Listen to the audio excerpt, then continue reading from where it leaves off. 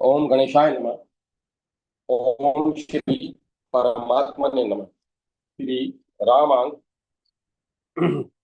अध्याय श्री राम की लीला संबंधी घटनाओं की तिथि क्रमानुसार तालिका का शेष अंश। वर्षा ऋतु के कुछ दिन पूर्व ज्येष्ठ शुक्ल पंचमी को श्री राम हनुमान सुग्रीव मिलन, दशमी को वाली का वध तथा द्वादशी को सुग्रीव का राज्यभिषेक हुआ था। इसके बाद वर्षा ऋतु बिताने के लिए भगवान श्री राम लक्ष्मण जी के साथ प्रसवण प्रवर्षण गिरी की गुफा में रहने लगे और उधर सुग्रीव जी किष्किंधा में रहकर राज्य सुख भोगने लगे। वर्षा ऋतु चातुर्य वार्षिका मासा गता वर्षा शतमुपमः मम शोकाभितस्वस्य तथा सीताम पश्यतः। पक्षा एवं मासा, चार पक्षों के वर्षा ऋतु के 2 महीनों को ही यहाँ चातुर्मास्य के नाम से कहा गया है। अश्विनी तथा कार्तिक को भी चातुर्मास्य के अंतर्गत मानने में यह आपत्ति आती है कि अश्विन कृष्ण के आरंभ में अंगूठी देकर हनुमान तथा अंगद भेजे गए थे और उसके पहले श्री राम ने लक्ष्मण जी से यह कहा था कि वर्षा ऋतु के 4 मास पूरे हो चुके हैं, शरद ऋतु आ गई है, सीता जी की प्राप्ति के लिए प्रयत्न होना चाहिए। ऐसी दशा में भगवान का उपरित वचन गलत हो जाता है। इसीलिए श्री राम की युक्ति तथा अन्य शास्त्रकारों की भी सम्मति के अनुसार वर्षा ऋतु के 2 महीनों के 4 पक्षों को ही चातुर्मास्य समझना चाहिए। इस विषय को समझने के लिए वाल्मीकि रामायण के किष्किंधा कांड का 30वां सर्ग देखिए। वर्षा ऋतु समाप्त हुई, शरद ऋतु के चिन्ह दिखाई पड़ने लगे।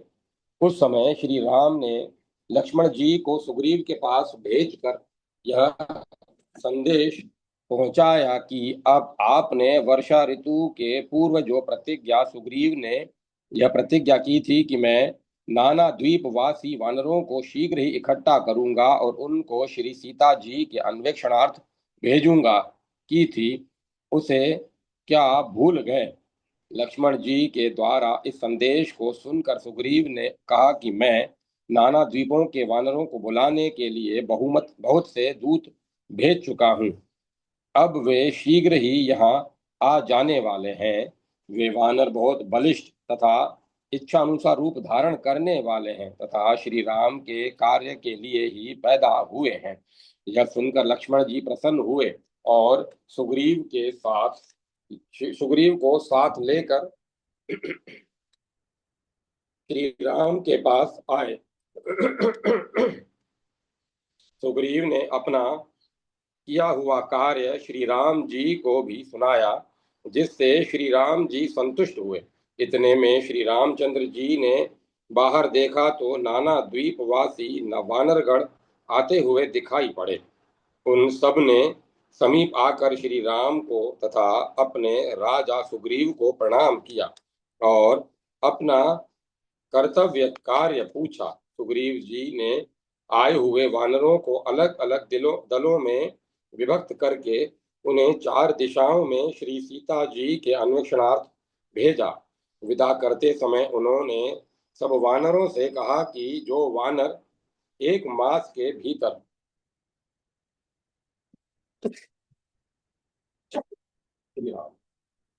जो वानर 1 मास के भीतर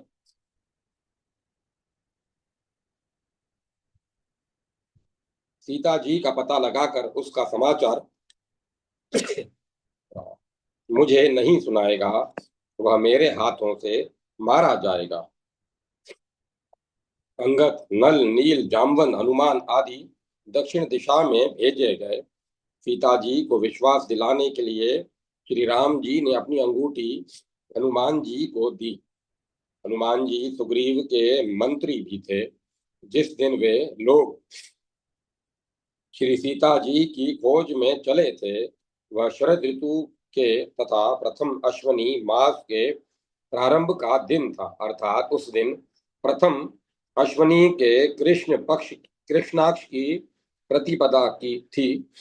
सीता के अन्वेषणार्थी अंगद, हनुमान प्रभृति दक्षिण दिशा में चले गए। प्रथम अश्वनी मास बीत गया, 1 महीने की अवधि समाप्त हो गई, किंतु सीता जी का पता नहीं लगा। तब अंगद जी चिन्तित होकर हनुमान जी से कहने लगे, सुग्रीव जी मेरा वध अवश्य करेंगे। हम सभी सीता जी की खोज लगाने में विफल रह गए। अब मैं किष्किंधा जाकर सुग्रीव जी के हाथों मरने के बदले यहाँ अन्न जल का त्याग करके प्राण छोड़ दूंगा।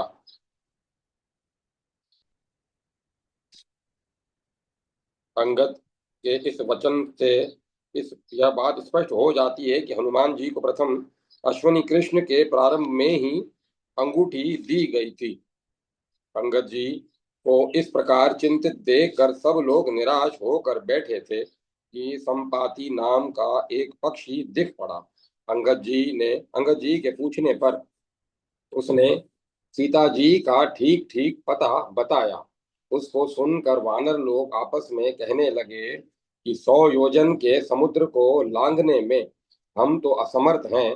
वायुपुत्र हनुमान जी इस समुद्र को फांद कर सीता जी का समाचार ला सकते हैं, इसीलिए उन्हीं को भेजा जाए। जामवन जी ने भी इस प्रस्ताव को स्वीकार किया और उन्होंने सबकी ओर से हनुमान जी को समुद्र पार जाने के लिए कहा। हनुमान जी जामवन जी की आज्ञा पाकर उत्साहित हो गए और तत्काल आकाश मार्ग से लंका की ओर चल पड़े। लंका में पहुंचकर उन्होंने रातों रात सीता जी का पता लगा लिया। उनके पास जाकर उन्हें श्री राम जी का कुशल समाचार सुनाया और उनको श्री राम की भेजी हुई अंगूठी दी। सीता जी ने भी प्रसन्न मन सीता जी ने भी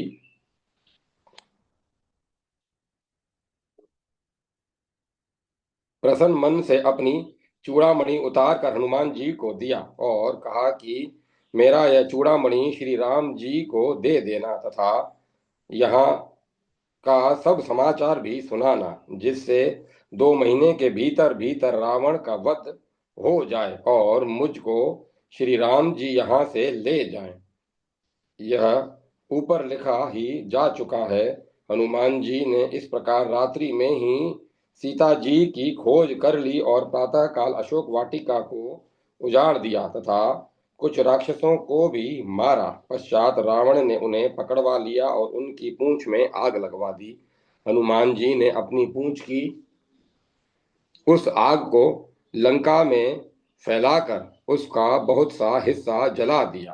तत्पश्चात वे स्वयं समुद्र में कूद पड़े और अपनी पूंछ की आग बुझाते हुए बहुत प्रसन्न हुए। पश्चात वे शीघ्र ही आकाश मार्ग से चल पड़े और तुरंत जामवान अंगद अंगद आदि के पास आ पहुंचे। सभी वानर भालू हनुमान जी द्वारा सीता जी का पता लगाने का समाचार पाकर बहुत प्रसन्न हुए। अनंतर हनुमान जी सब के साथ किष्किंधा के मधुवन में आ पहुंचे। वहां सब ने यथेष्ट मधुपान किया। पश्चात हनुमान समेत अंगद जी सुग्रीव से आकर मिले। सुग्रीव जी उस समय प्रवर्षण पर्वत पर श्री राम जी के पास ही बैठे थे। हनुमान जी ने सीता जी का समाचार सुग्रीव को तथा श्री राम जी को सुनाया और चूड़ामणि दे दिया। श्री राम जी इस पर अत्यंत संतुष्ट हुए। उन्होंने हनुमान जी को प्रगाढ़ आलिंगन दिया और कहा कि मैं तुम्हारे इस उपकार से कभी उर्ण नहीं हो सकता। उस आनंददायक समाचार को सुनकर सभी रामानुयायी आनंद समुद्र में मग्न हो गए। पश्चात श्री रामचंद्र जी ने सुग्रीव से कहा, इस समय मध्याह्न का विजय मुहूर्त है। आज उत्तर फाल्गुनी नक्षत्र है और कल हस्त नक्षत्र है, इसीलिए आज ही इस शुभ मुहूर्त के में हम लोगों को संपूर्ण वानर सेना के साथ विजय यात्रा के लिए प्रस्थान कर देना चाहिए। श्री रामचंद्र जी की इस आज्ञा को शिरोधार्य कर सुग्रीव समेत सभी वानरगण दक्षिण समुद्र की ओर सेतु बंध रामेश्वर की ओर चल पड़े। श्री रामचंद्र जी हनुमान जी के कंधे पर और लक्ष्मण जी अंगद जी के कंधे पर बैठे तथा आकाश मार्ग से शीघ्र ही रामेश्वर जा पहुंचे। शेष वानर सेना भी दिन रात पैदल चलकर यथा समय रामेश्वर पहुंच गई। कोई कोई अन्य प्रमुख वानर भी आकाश मार्ग से पहुंचे। तात्पर्य यह है कि सारी वानर सेना रामेश्वर में श्री रामचंद्र जी के निकट आकर इकट्ठी हो गई। पहले लिखा जा चुका है कि जब प्रथम अश्विन मास समाप्त हो गया और द्वितीय अश्विन मास का कृष्ण पक्ष आरंभ हुआ, तब एक महीना बीत जाने के कारण अंगद जी चिंता करने लगे थे। उन्हें यह चिंता प्राय द्वितीय अश्विनी कृष्ण प्रतिपदा को हुई। उस दिन रेवती नक्षत्र रहा होगा। उत्तर फाल्गुनी नक्षत्र रेवती नक्षत्र से 13वें दिन पड़ता है। यह प्राय नियम सा है और इस नियम से यह सिद्ध होता है कि श्री रामचंद्र जी को चूड़ामणि का दर्शन तथा उनके आज्ञा अनुसार युद्ध का प्रस्थान द्वितीय अश्विनी कृष्ण 13 को हुआ। इन 13 दिनों के भीतर ही किसी दिन हनुमान जी को लंका में श्री सीता जी का दर्शन प्राप्त हुआ था। मेरे विचार से द्वितीय अश्विन कृष्ण पक्ष की द्वितीया के लगभग किसी रात्रि में हनुमान जी ने सीता जी का दर्शन किया था। पाठक गण चाहे तो किसी भी वर्ष के पंचांग को देखकर इन तिथि मास नक्षत्रों की तुलना कर सकते हैं। तिथि नक्षत्रों की घटिकाओं की घटा बड़ी से कदाचित एक दो दिन का अंतर पड़ सकता है, अधिक नहीं।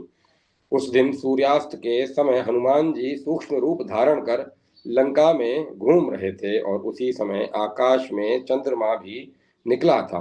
बाद में हनुमान जी ने मध्य रात्रि के समय रावण के अंतःपुर में प्रवेश किया था। ये बातें द्वितीया के आसपास की संभव हो सकती हैं। जिस दिन श्री रामचंद्र जी दक्षिण समुद्र के तट पर पहुंचे, उसी दिन उनका दर्शन करने के लिए विभीषण तथा रावण का दूत शुक उनके पास पहुंचे थे। श्री रामचंद्र जी ने उसी दिन विभीषण को राज्य तिलक दिया और रामदूत शुक को बंदी किया और रावण दूत शुक को बंदी किया। तत्पश्चात श्री राम जी ने शिवलिंग रामेश्वर की स्थापना तथा पूजा की और समुद्र का प्रत्यक्ष दर्शन प्राप्त करने के लिए 3 दिन तक मौन व्रत रखा। जब समुद्र ने 3 दिन में दर्शन नहीं दिया, तब उन्होंने क्रोध प्रदर्शित समुद्र शोषण के लिए ब्रह्मास्त्र छोड़ने का विचार किया। उस समय समुद्र ने भयभीत होकर श्री रामचंद्र जी को प्रत्यक्ष दर्शन दिया, उनकी पूजा की और कहा, भगवान, नल नामक वानर के द्वारा सेतु बंधवाया जाए, मैं उसे धारण करूंगा।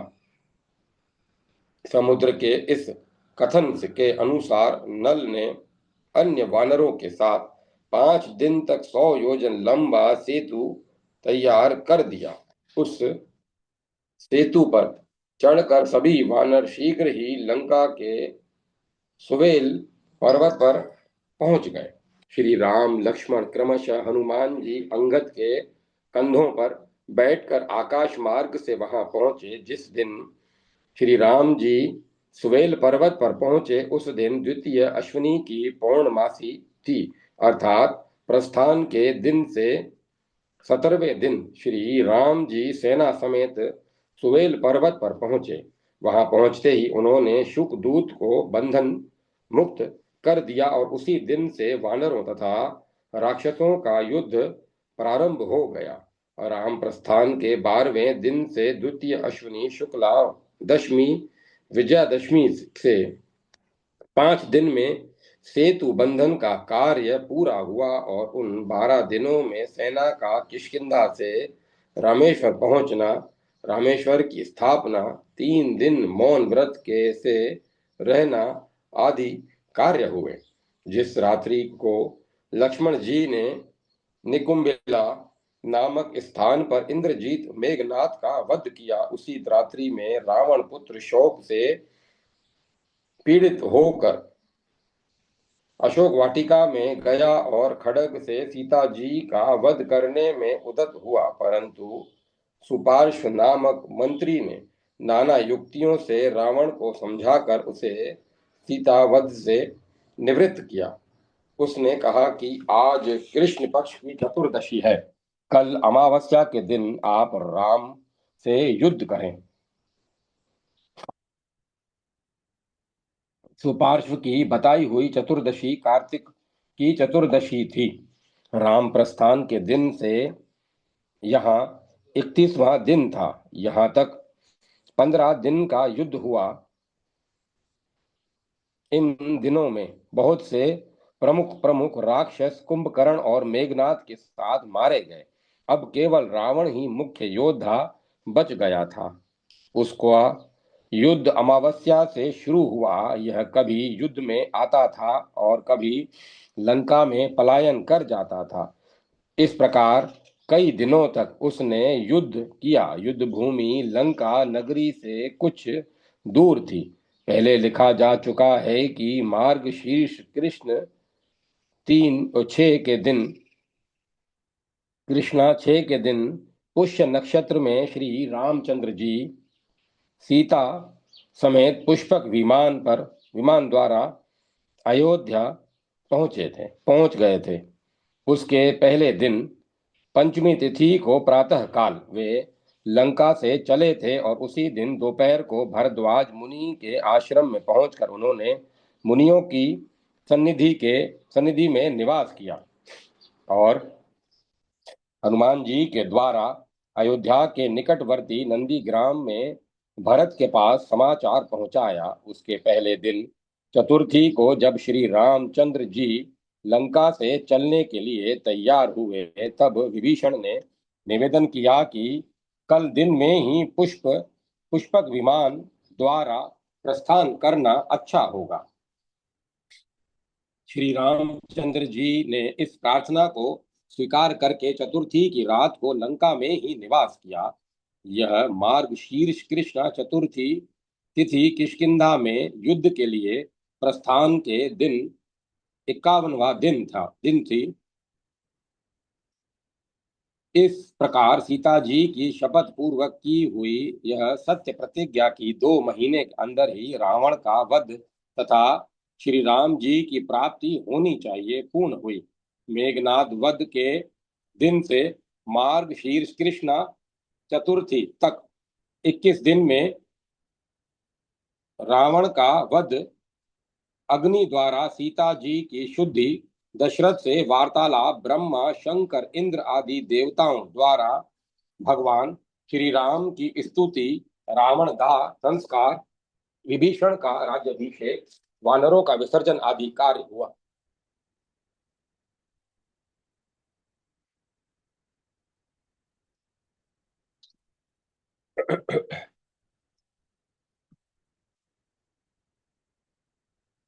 तो यद्यपि एक वर्ष के अंदर वैशाख शुक्ला षष्ठी, ज्येष्ठ शुक्ला षष्ठी, कार्तिक शुक्ला षष्ठी, मार्ग शीर्ष कृष्णा षष्ठी, इन चारों तिथियों में पुष्य नक्षत्र का योग होना संभव है। यद्यपि मार्ग शीर्ष कृष्णा षष्ठी को छोड़कर इन मासों की षष्ठी तिथियों में पुष्य नक्षत्र का योग इसीलिए नहीं मानना चाहिए कि उनमें राम वनवास की समाप्ति का दिन किसी प्रकार सिद्ध नहीं होता। वनवास की समाप्ति जानने की रीति ऊपर लिखी जा चुकी है। मार्गशीर्ष कृष्ण सप्तमी के दिन भी कुछ घटिकाओं तक पुष्य नक्षत्र अवश्य था। इसीलिए उस दिन प्रातः काल महर्षि वशिष्ठ ने सुग्रीव, हनुमान, अंगद आदि के द्वारा चारों समुद्रों का जल मंगवाया था और उसी दिन राम राज्याभिषेक भी किया था। वाल्मीकि रामायण की रामी टीका में भी सप्तमी को ही राम राज्यभिषेक लिखा गया। यद्यपि टीकाकारों ने उनके अनेक पुराणों के आधार पर रावण वध तथा राम राज्यभिषेक की भिन्न भिन्न तिथियां और मास लिखे हैं, तथापि वे सब तिथि मास कल्प भेद से ठीक हैं, इसमें कोई संदेह नहीं है। चाहे जिस कल्प के राम अवतार का चरित्र हो, उसका पठन पाठन करने से चित्त शुद्धि होकर भगवत प्राप्ति हो सकती है। हाँ, मैंने केवल महर्षि वाल्मीकि के मतानुसार ही रावण वध, युद्ध आरंभ एवं युद्ध समाप्ति और श्री रामचंद्र जी के अयोध्यापुरी में प्रवेश तथा भरत सम्मिलन का समय दिखलाने की चेष्टा की है। युद्ध समाप्ति के अनंतर श्री रामचंद्र जी के साथ लंका से पुष्पक विमान द्वारा आई हुई सारी भक्त मंडली तथा अर्थात सुग्रीव, अंगद, हनुमान, नल, नील, जामवंत, उनकी स्त्रियां तथा विभीषण आदि अयोध्या में राम राज्यभिषेक होने के बाद 2 महीनों तक रहे। दूसरा महीना शिशिर ऋतु माघ का था। तत्पश्चात श्री रामचंद्र जी ने सुग्रीव आदि वानरों को तथा विभीषण आदि राक्षसों को अपने अपने देश में जाकर राज्य करने के लिए कहा। भगवान श्री राम की इस आज्ञा के अनुसार सुग्रीव और विभीषण आदि की मंडली उनका चिंतन करती हुई अपने अपने स्थान को चली गई। सुग्रीव आदि 2 महीनों तक अयोध्या में रहकर शिशिर ऋतु में विदा हुए। इससे भी यह सिद्ध होता है कि मार्ग शीर्ष में ही श्री राम का राज्यभिषेक हुआ था। राज्यभिषेक के दिन 53वें दिन शिशिर ऋतु माघ का आरंभ हुआ था। श्री रामचंद्र जी ने 11,000 वर्ष तक राज्य किया।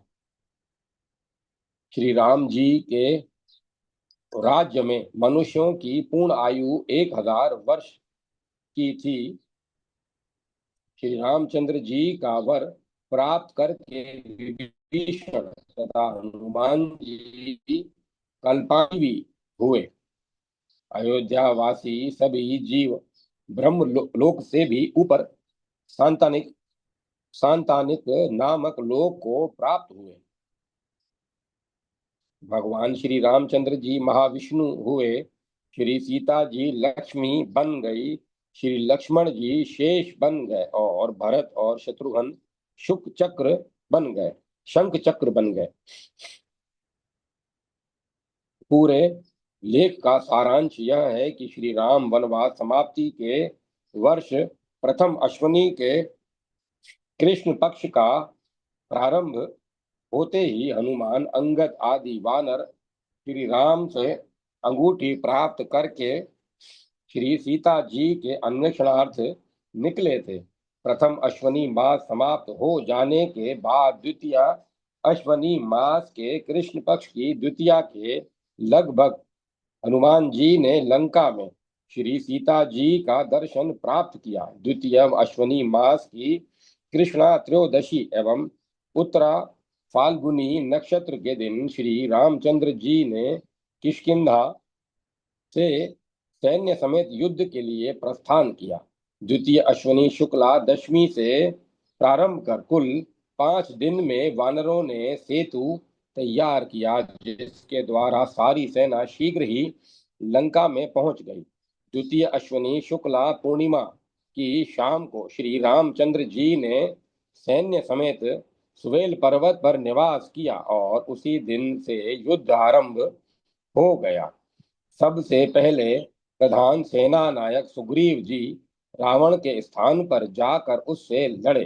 कार्तिक कृष्णा चतुर्दशी को इंद्रजीत मेघनाथ का वध हुआ। कार्तिक कृष्णा अमावस्या से रावण तथा श्री राम जी की लड़ाई शुरू हुई। मार्गशीर्ष कृष्णा द्वितीया के दिन श्री राम रावण युद्ध की समाप्ति हुई। इन 32 दिनों के अंदर रावण, कुंभकर्ण, मेघनाथ प्रभृति असंख्य राक्षस मारे गए। बचे हुए राक्षसों का राज्य विभीषण को सौंपा गया। मार्गशीर्ष कृष्णा पश्चिमी के दिन पुष्पक विमान के द्वारा लंका से चलकर श्री रामचंद्र जी सीता लक्ष्मण सुग्रीव अंगद हनुमान विभीषण आदि के साथ दोपहर को भरद्वाज मुनि के आश्रम प्रयाग में पहुंचे और उस दिन रात्रि में भी वहीं निवास किया।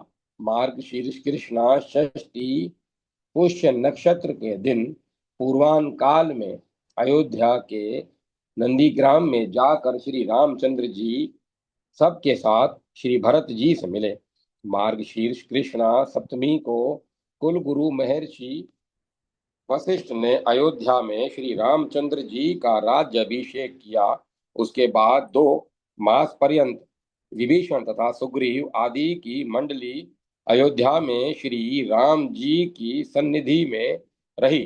अनंतर शिशिर ऋतु में श्री रामचंद्र जी ने आज्ञा लेकर देकर विभीषण सुग्रीव आदि सारी मंडली को विदा किया।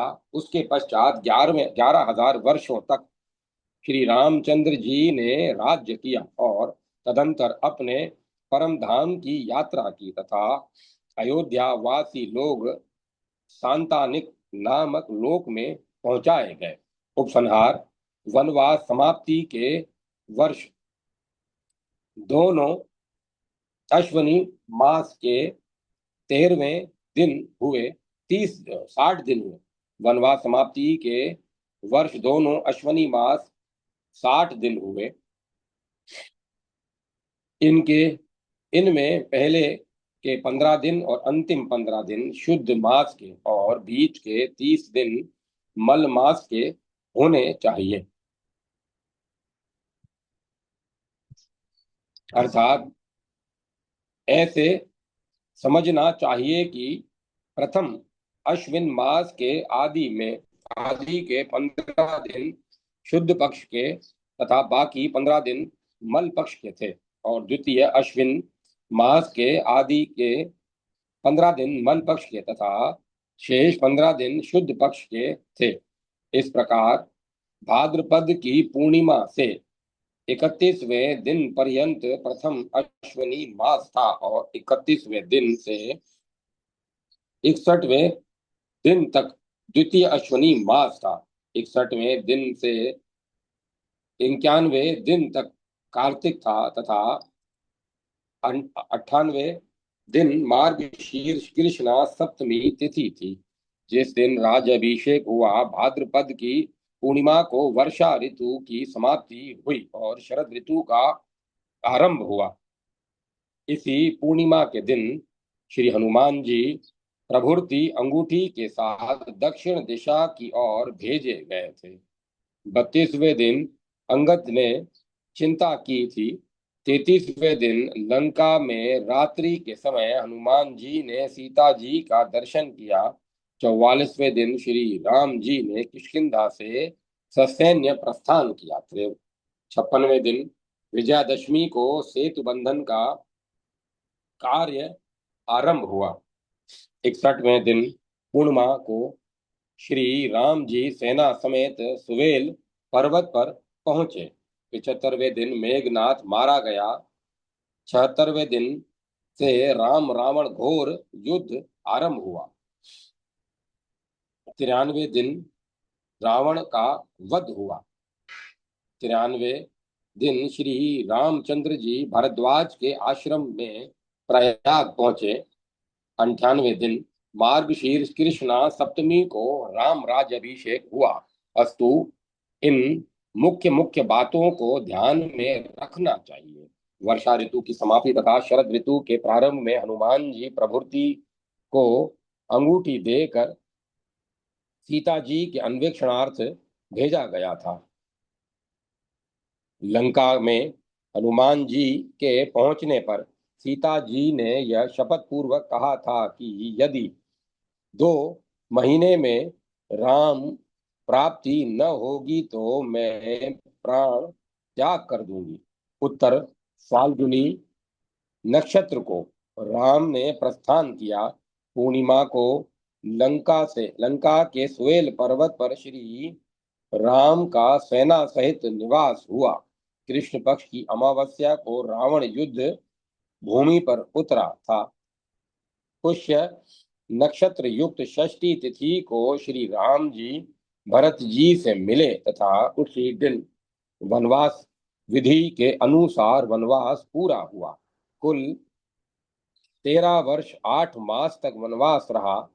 7 पुष्य नक्षत्र युक्त षष्ठी तिथि के 2 महीने बाद शिशिर ऋतु आई और उसी ऋतु में सुग्रीव तथा विभीषण आदि अयोध्या से विदा हुए। जय मां सरस्वती। जय मां सरस्वती।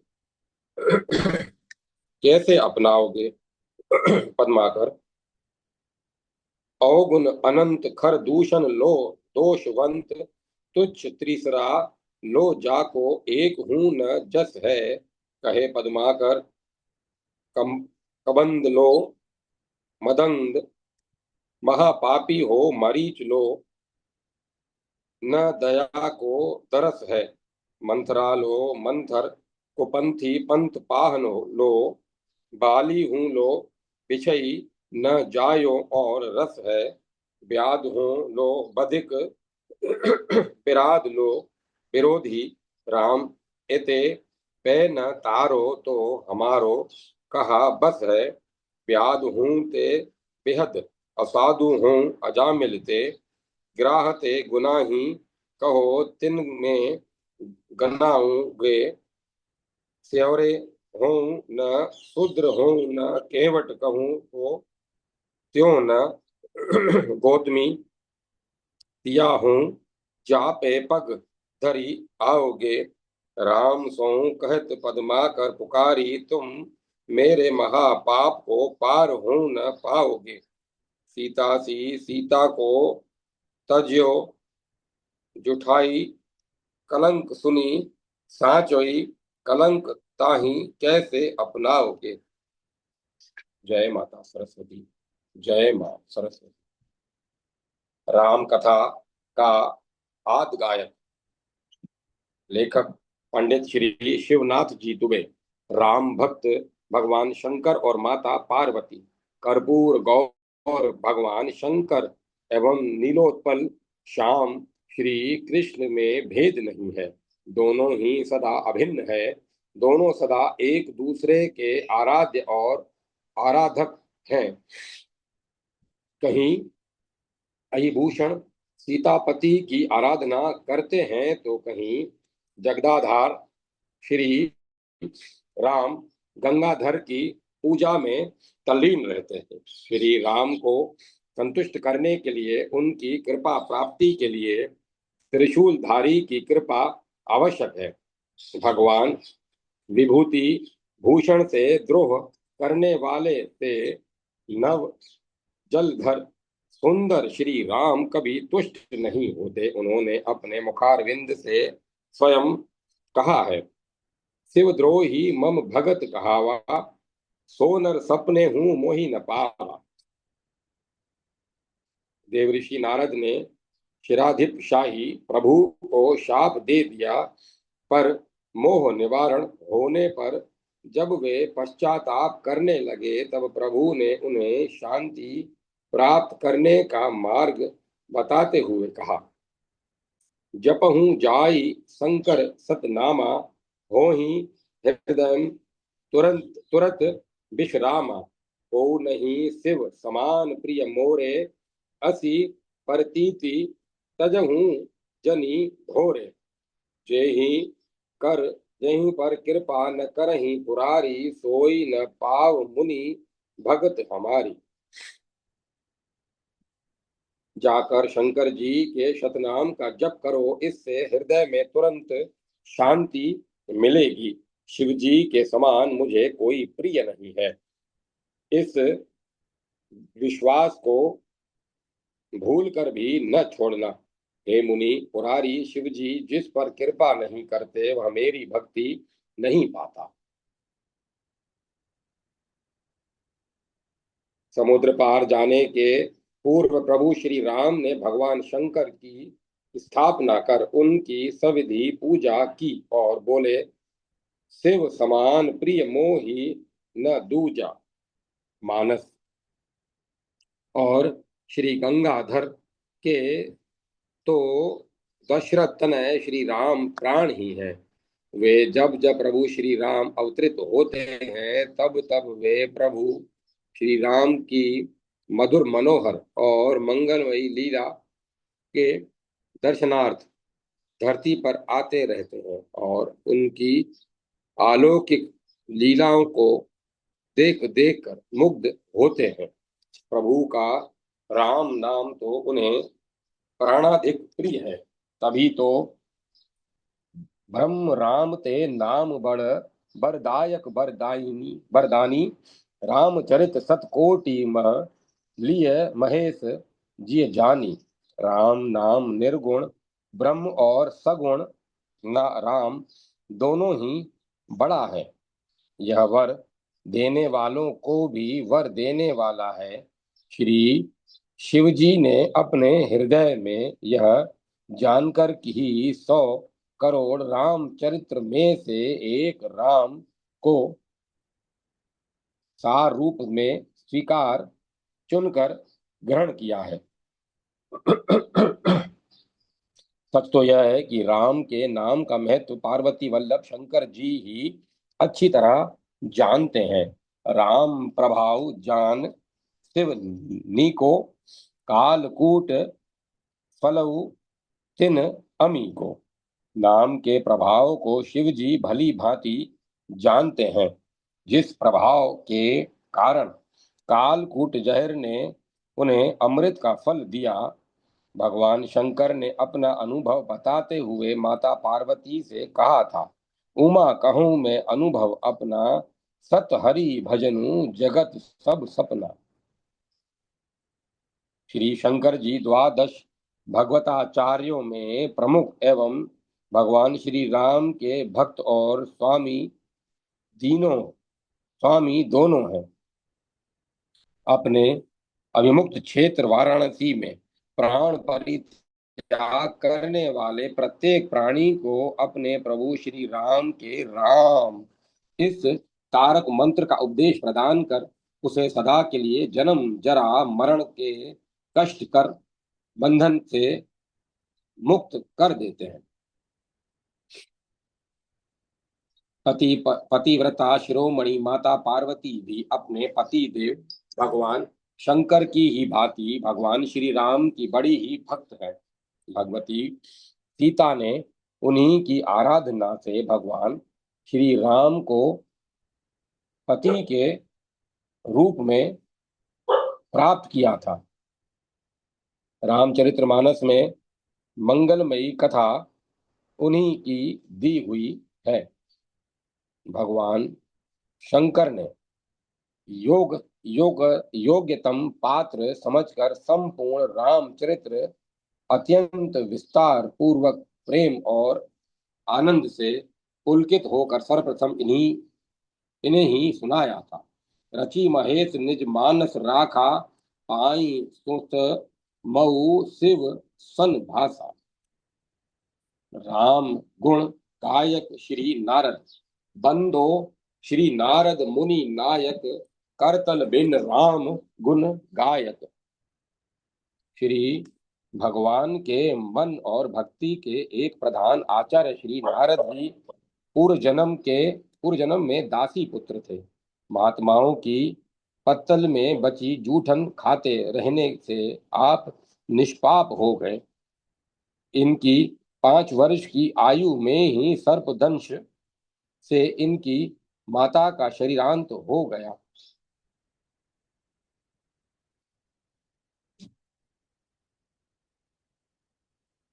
इसे भगवत अनुग्रह मानकर नारद जी हिमालय की ओर चले गए और वहां एक पीपल वृक्ष के नीचे बैठकर ध्यान करने लगे। ध्यान जमा नहीं, पर एक क्षण के लिए प्रभु का दर्शन हो गया। पुनः दर्शन न होने पर आप व्याकुल हो गए। अब अगले जन्म में दर्शन होंगे। आकाशवाणी सुनकर आप मृत्यु की प्रतीक्षा करने लगे। उक्त शरीर के नष्ट होने पर मरीचि आदि ऋषियों के साथ आपकी उत्पत्ति ब्रह्मा के मन से हुई। तब से आप संन्यास आश्रमोचित जीवन बिताते वीणा पर प्रभु का नाम गुणगान करते हुए त्रिलोक्य में विचरण किया करते हैं। श्री नारद जी अत्यंत सत्यवादी हैं। वे सुर असुर ही नहीं, जीव मात्र के परम कल्याण के लिए तत्पर रहते हैं। प्रभु पथ पर चलने वाले सत्पुरुषों का आप कृपा पूर्वक मार्गदर्शन कर सहयोग प्रदान किया करते हैं। एक कल्प में श्री राम के अवतार के निमित्त आप ही थे। आपने क्रुद्ध होकर श्री क्षीराब्धिशायी प्रभु को शाप दे दिया था। बंचहु मोहि जवनी धरि दोहा, सोई तनु धरहु श्राम मम एहा। कपि आकृति तुम कीन्ही हमारी, करही किस सका सहाय तुम्हारी। मम अपकार कीन तुम भारी, नारी बिरहु तुम होब दुखारी।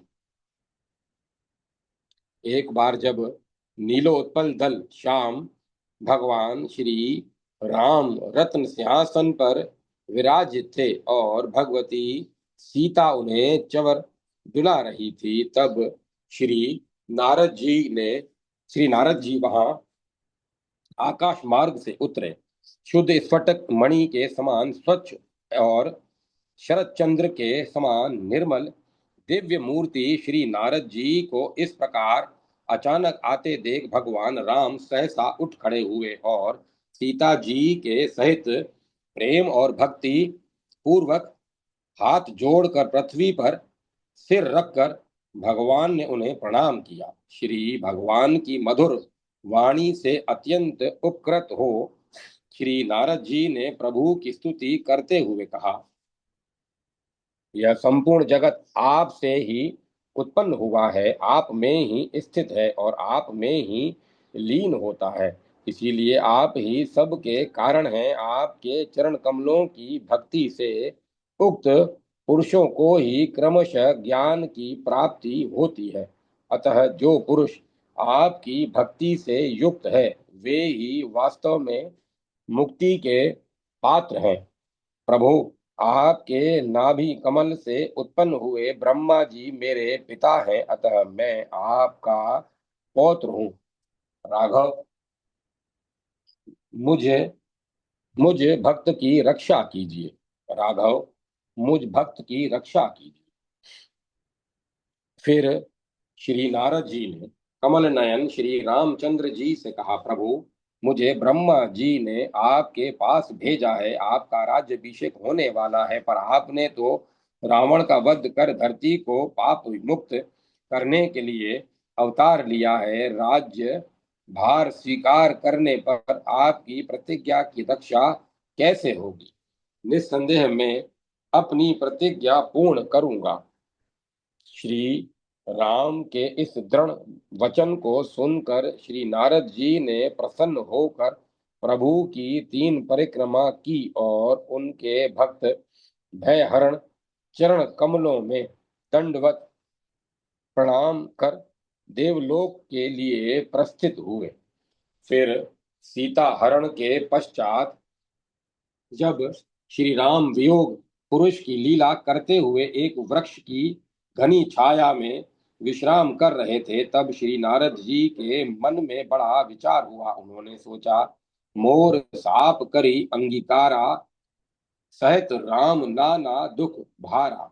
ऐसे प्रभु हुई बिलाकऊ जाई, पुनि न बनिहि अस अवसरु आई। मेरे इस शाप को स्वीकार करके श्री राम जी नाना प्रकार के दुखों का भार सह रहे हैं। मैं ऐसे प्रभु को जाकर देखूं, फिर ऐसा अवसर न बन आएगा। इस विचार से वीणा पर हरि गुण गान करते हुए श्री नारद जी प्रभु श्री राम के समीप पहुंचकर उनके चरणों में लौट गए। भक्त वत्सल प्रभु श्री राम ने उन्हें उठकर हृदय से लगा लिया। अनेक प्रकार से प्रभु की स्तुति प्रार्थना कर श्री नारद जी ने अत्यंत विनम्रता से निवेदन किया। असबर मांगऊ करऊ ठिठाई। नाथ, आप कृपा पूर्वक मुझे ऐसा वर दीजिए। प्रभु श्री राम ने श्री नारद जी से अपना स्वभाव बताया। जानहु मुनि तुम मोर स्वभाव, जन सन कबहू की करहु दुराऊ। कवन वस्तु असी प्रिय मोहि लागी, जो मुनि बर न सकहूँ तुम मांगी। जन कहूँ कछु अदेह नहीं मोरे, अस विश्वास तजहु जानी भोरे। श्री रामचंद्र जी ने कहा, मुनि तुम मेरा स्वभाव जानते ही हो। क्या मैं अपने भक्तों से कभी कुछ छिपाता हूँ? मुझे ऐसी कौन सी वस्तु प्रिय लगती है जिसे है मुनि श्रेष्ठ तुम नहीं मांग सकते। मुझे भक्त के लिए कुछ भी अदेह नहीं है। ऐसा विश्वास भूल कर भी मत छोड़ना। तब श्री नारद जी ने अत्यंत प्रसन्न होकर कहा, प्रभु मैं दृष्टा कर ऐसा वर चाहता हूँ। यद्यपि प्रभु के राम अनेका यद्यपि प्रभु के नाम अनेका, श्रुति कहूँ अधिक एक ते एका। राम सकल नाम नामहंते अधिका, हो नाथ अग खग गण बधिका। प्रभु यद्यपि आपके अनेक नाम हैं और वेद कहते हैं कि वे सब एक से एक बढ़कर हैं, तो भी हे नाथ, राम नाम सब नामों से बढ़कर हो और पाप रूपी पक्षियों के समूह के लिए वह बधिक के समान हो। एवमस्तु। भगवान श्री राम के मुखारविंद से ये शब्द सुनकर हर्षोल्लास में श्री नारद जी ने प्रभु से पूछा, प्रभु आपकी माया से मोहित होकर जब मैं विवाह करना चाहता था, तब आपने मुझे विवाह क्यों नहीं करने दिया? भगवान श्री राम ने उत्तर दिया, सुनो मुनि, तो ही कहूँ सरोहा सरोसा सहरोसा भजहि जे मोहि, तजी सकल भरोसा। करहूँ सदा तिनके रखवारी, जिमि बालक राखई महतारी।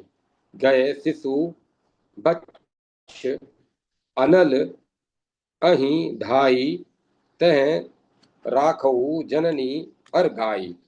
अवगुण मूल सुल प्रभ प्रमदा, सब दुख खानी ताते कीन निवारण मुनि, मैं यह जिय जानी।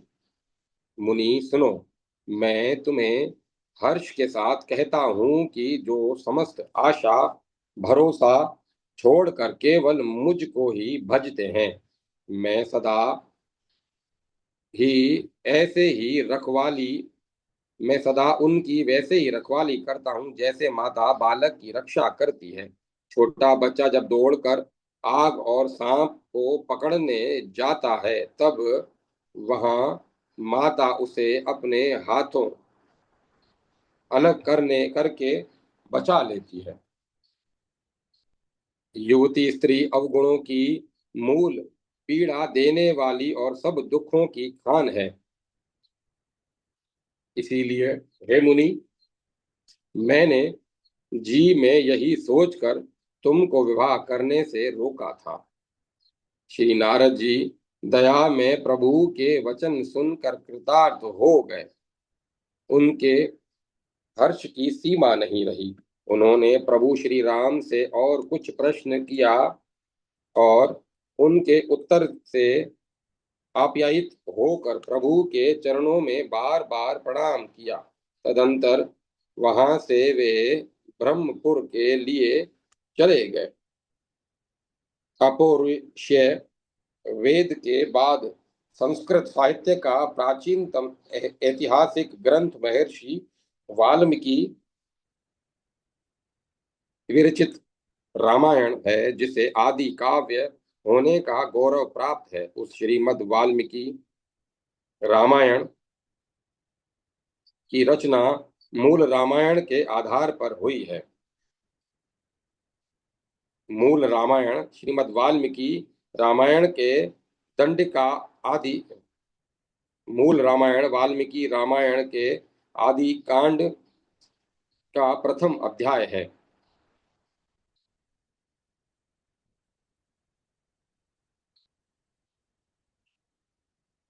उसमें महर्षि वाल्मीकि जी ने श्री नारद जी से 16 प्रश्नों में पूछा है कि इस समय मृत्यु लोक में प्रशस्त गुण युक्त कौन पुरुष है।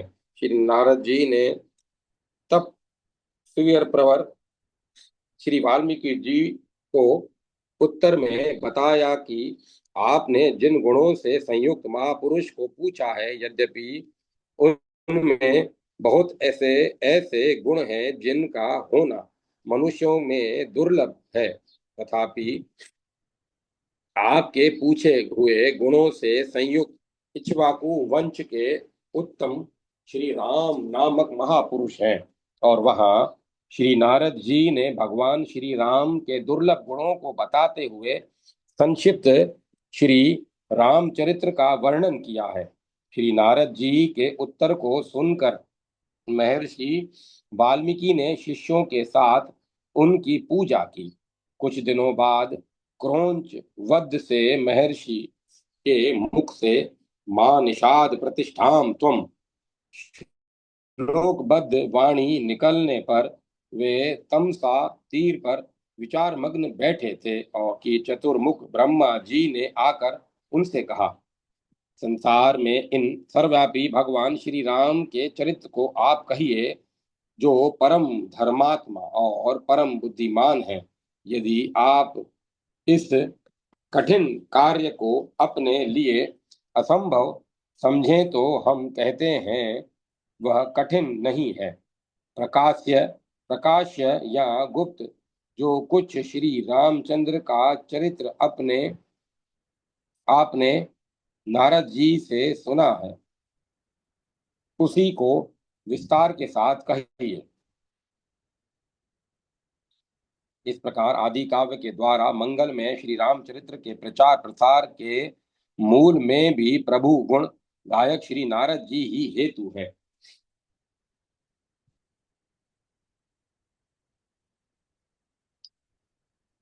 श्री नारद जी ने अपनी स्थिति के संबंध में स्वयं कहा है, जब मैं उन परम पावन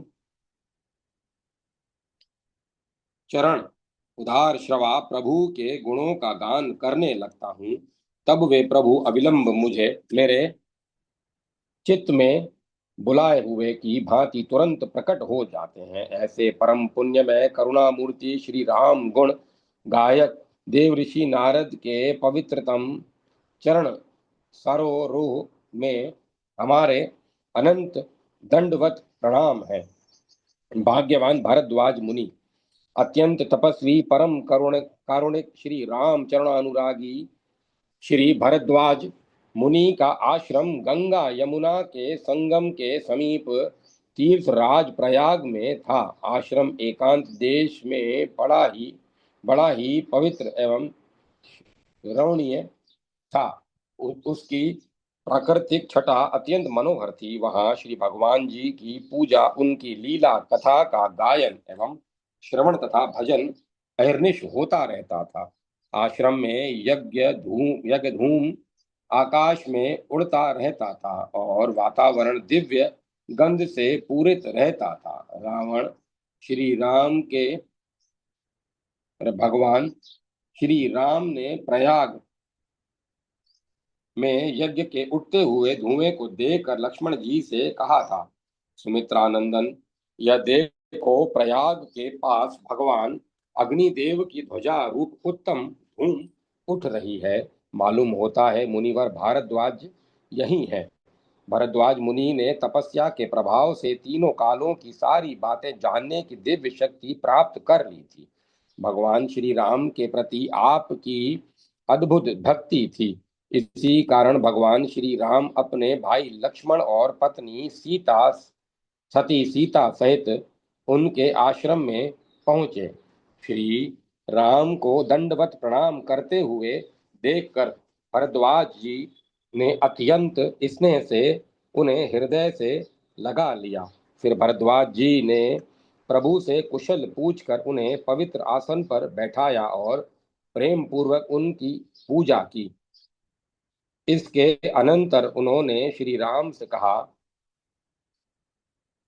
आजू सुफल तपो तीरथ त्यागु, आजू सुफल जप जोग विरागु, सफल सकल शुभ साधन साधु, राम तुम ही अवलोकत आजू, लाभ अवधि सुख अवधि न दूजी, तुमरे दरस आस सब पूजी, अब करी कृपा देहूं बर एहूं, निज पथ सर सिज सहज स्नेहूं, करम वचन मन छाड़ी छलू, जब लगी जनु न तुम्हार, तब लगी सुख सपने हूं, नहीं किए कोटि उपचार।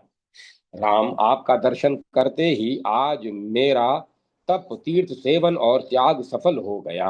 आज मेरा जप योग और वैराग्य सफल हो गया और आज मेरा संपूर्ण शुभ साधनों का समुदाय भी सफल हो गया। लाभ की सीमा और सुख की सीमा प्रभु दर्शन के अतिरिक्त दूसरी कुछ भी नहीं है। आपके दर्शन से मेरी सब आशाएं पूर्ण हो गई। अब कृपा करके यह वरदान दीजिए कि आपके चरण कमलों में मेरा स्वाभाविक प्रेम हो। जब तक कर्म वचन और मन से छल छोड़कर मनुष्य अपने आप का दास नहीं हो जाता, तब तक करोड़ों उपाय करने से भी स्वप्न में भी वह सुख नहीं पाता। प्रभु श्री राम ने रात्रि में वहां निवास किया और प्रातःकाल भरद्वाज मुनि से मार्ग पूछकर आगे चलने के लिए ज्यों ही वे उदत हुए, तो भरद्वाज जी का हृदय भर आया। उनके मुंह से वाणी नहीं निकल रही थी, पर उन तीनों को प्रस्थान करते देख महर्षि ने उनके लिए उसी प्रकार स्वस्ति वाचन किया, जैसे पिता अपने औरस पुत्रों को यात्रा करते देख उनके लिए मंगल सूचक आशीर्वाद देते हैं। आगे जाते हुए भगवान श्री राम ने लक्ष्मण जी से महर्षि भरद्वाज की महिमा बताते हुए कहा, ये मुनि जो हमारे ऊपर इतनी कृपा रखते हैं, इससे जान पड़ता है कि हम लोगों ने पहले कभी महान पुण्य किया है। कुछ ही समय बाद श्री भरत जी भी अयोध्या वासियों सहित प्रभु श्री राम को वन से लौटाने जाते समय महामुनि भरद्वाज जी के आश्रम में पहुंचे। वहां महामुनि ने अपनी सिद्धियों के द्वारा भरत एवं उनके साथ सभी स्त्री पुरुषों के भोजन एवं विश्राम की राज्योचित व्यवस्था कर दी। भरद्वाज के प्रभाव को देखकर सभी चकित हो गए। भरद्वाज जी ने वहां श्री राम के प्रति भरत जी की भक्ति की प्रशंसा करते हुए उनसे कहा था, सुनहु भरत हम झूठ न कहीं, उदासीन तापस बन रहहीं, सब साधन कर सुफल सुहावा, लखन राम सिय दर्शन पावा, ते ही फल कर फलू दर्श तुम्हारा, सहित प्रयाग सुभाग हमारा। भरत सुनो, हम झूठ नहीं कहते। हम उदासीन हैं, तपस्वी हैं और वन में रहते हैं। सब साधनों का उत्तम फल हमें लक्ष्मण जी, श्री राम जी और सीता जी का दर्शन प्राप्त हुआ। सीता लक्ष्मण सहित श्री राम दर्शन रूप उस महान फल का परम फल यह तुम्हारा दर्शन है। प्रयागराज सहित हमारा बड़ा भाग्य है।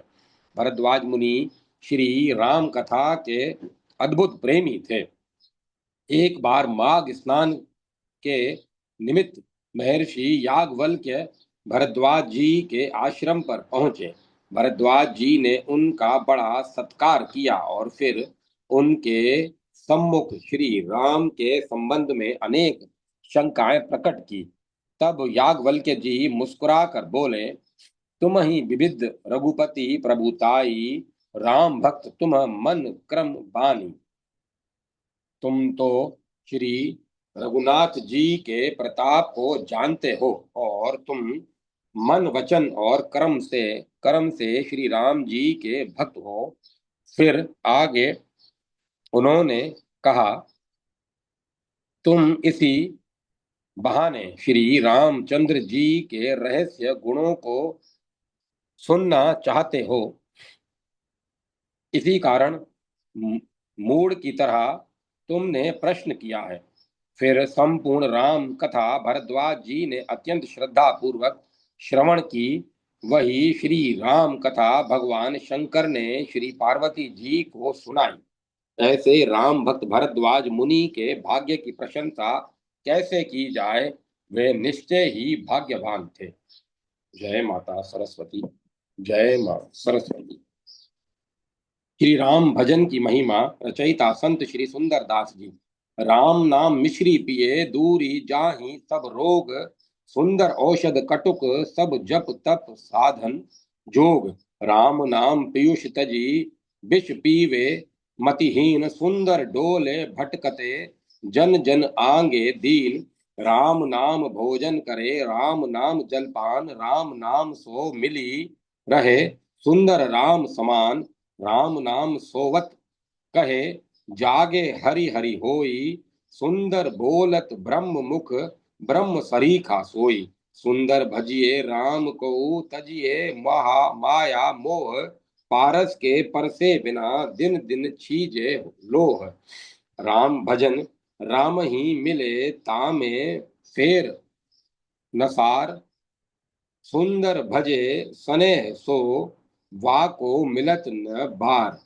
सदगुरु दादू राम भजी सदा रहे ले लीन, सुंदर या ही समझी के राम भजन हित कीन।